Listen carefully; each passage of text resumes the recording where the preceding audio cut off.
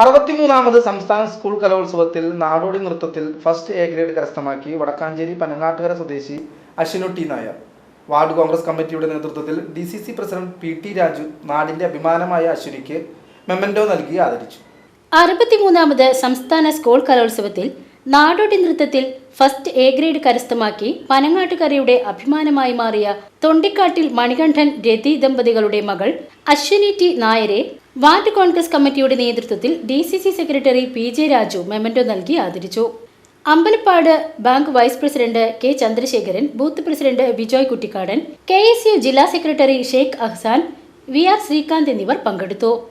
VCV news Punnamparambu.